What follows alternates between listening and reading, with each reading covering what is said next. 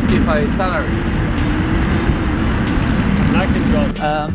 Basically, we're sort of checking a lot of the FIA's notes versus reality, so we have an idea where the exits are, some of the lines, look at the track differences, even some of the sort of ambient things like all the trees are now cut down that can change your reference, so just a bit of a familiarisation.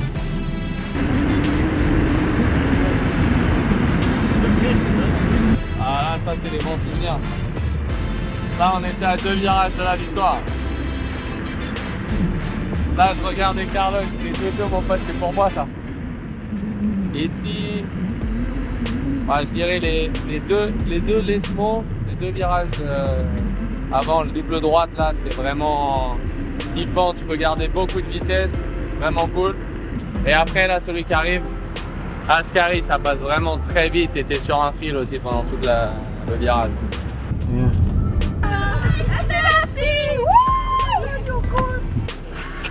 Oh really? Yeah, I really want to become a car mechanic. Oh awesome. Can I get the Awesome, well, best of luck hein. Thank you very much. Ouais, c'est clair, la relation avec l'Italie, elle est très différente. C'est un pays avec le sport auto qui fait qu'un en fait. C'est ça qui fait la différence. J'ai habité ici très jeune, quand j'avais 16 ans. J'avais 17 ans, quand j'étais en Formule 3, j'ai habité avec l'équipe Prema à l'époque. Et c'est là où j'ai appris l'italien quand j'étais plus jeune. Puis aussi le kart, tu vois, le kart en fait, tu vas toujours sur des pistes en Italie, les manufacturiers de châssis, de moteurs, c'est l'italien. Voilà, enfin. Il y a l'Angleterre, le côté tu vois anglo-saxon de la F1, mais avec Ferrari, ça reste très italien aussi. Et ça fait que voilà, c'est un plaisir de revenir ici chaque année et de voir la passion qu'il y a pour la F1 en Italie, quoi, c'est top. Si je dois choisir un plat dans ma vie en Italie, et je peux pas changer, je pense que ce sera l'escalope milanaise avec l'os là. C'est quand même une dinguerie.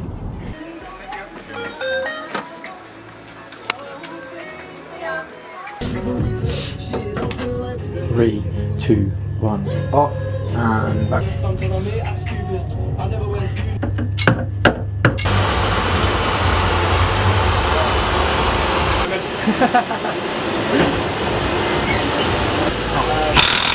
Right now.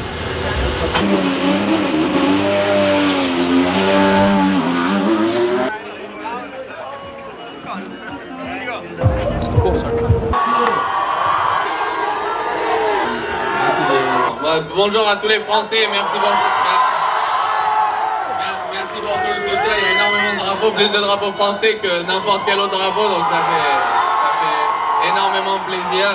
Et voilà, on va faire notre maximum cet après-midi et demain pour aller chercher le maximum, le plus beau résultat possible. Merci à tous, merci encore et à tout à l'heure. Thank you.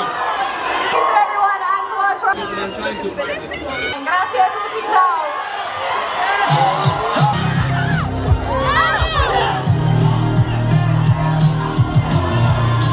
Buongiorno! Molto bene! Fantastico! Ah, je suis en forme aujourd'hui. Vraiment, c'était le soutien incroyable, le drapeau français partout. En fait, il y avait 75% de Français et le reste d'Italiens et d'étrangers. Donc, en fait, on s'y attend pas et quand on commence à parler français, on voit que tout le monde réagit. Donc là, on se dit, ok, en fait, les gens, ils sont là pour nous soutenir et c'est juste dingue. Donc, ouais, je pense que je les remercierai jamais assez. Yeah.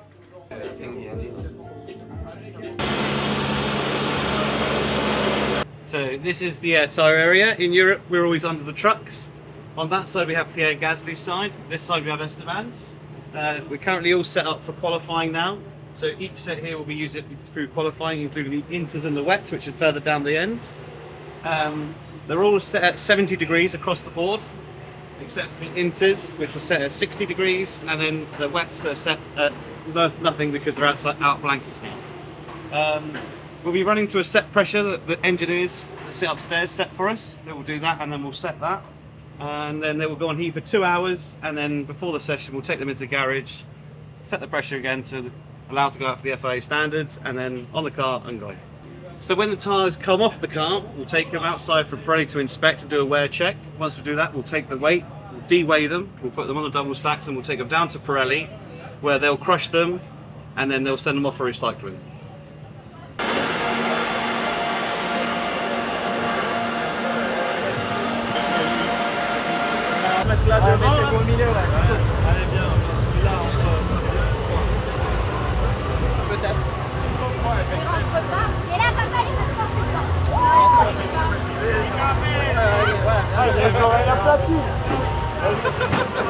My makeup in the car, so. Prendere, validazione carta in corso. Non, je pense qu'en termes de mentalité, elle est toujours la même pour toutes les courses. On essaie toujours de faire du mieux possible, d'arriver le mieux préparé, à avoir un vrai plan d'attaque pour la course, peu importe le résultat, toujours essayer d'optimiser la performance qu'on a. Après, c'est sûr que la réalité, c'est qu'en fonction des week-ends, ça peut être différent en fonction de la performance qu'on a. On sait qu'aujourd'hui, on va devoir miser sur un peu plus de chance, prendre un peu plus de risques, parce qu'on n'a pas forcément la performance comparée au week-end dernier où on était dans une très bonne position. Et là, il faut plutôt consolider et peut-être... c'est juste sur la gestion du risque, dans la stratégie et dans la manière d'approcher la course, mais la mentalité, elle est toujours là. Campus, if you want. Sorry? Okay guys, so you asked a question on the BWT Alpine F1 Instagram, what does Esteban eat during a day? So each day is largely quite different.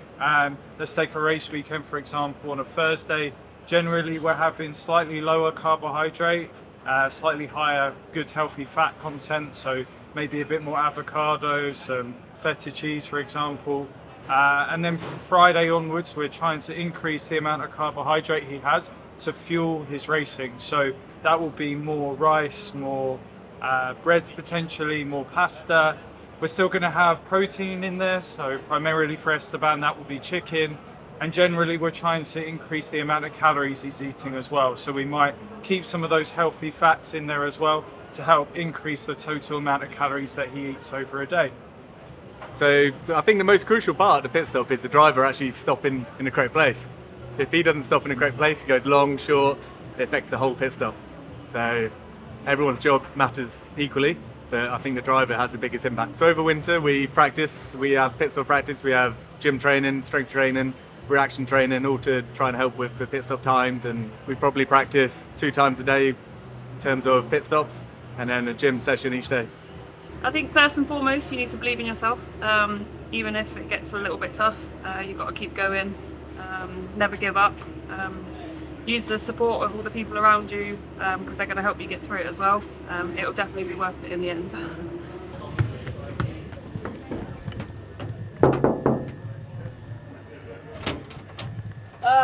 Come on in. Oh, I'm just sorting out the drink that goes in the car for Pierre so he can have a drink during the race. They can lose like 3 kilos, sometimes more, depending on the race. So I've got to make sure that he's got drink for the race. This is a specific product which I use for 3 key reasons. The first one is for fluid replacement, for the sweat that they lose. The second one is as a fuel source, because the brain uses carbohydrate. So it's important to have some carbohydrate during the race. And finally, for electrolyte replacement, just so they're ready to race. And that's about it, really. I do this, and then we mix it up, we blend it up, make sure it's all smooth.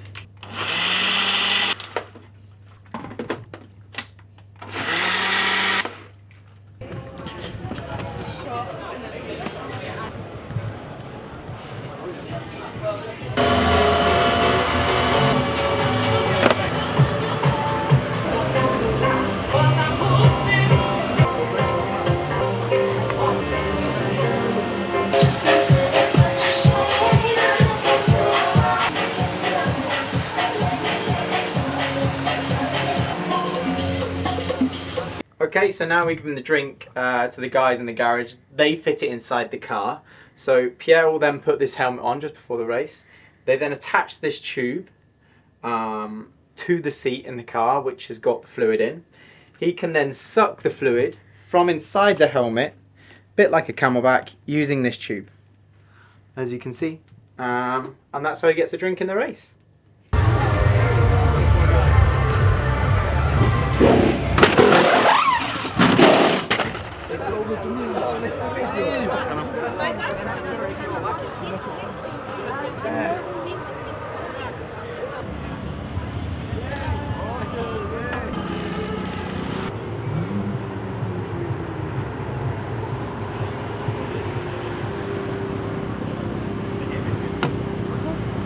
How was it? Fast. It was fast. Really fast. It was fast. Wow. Oh. Yeah, I'm in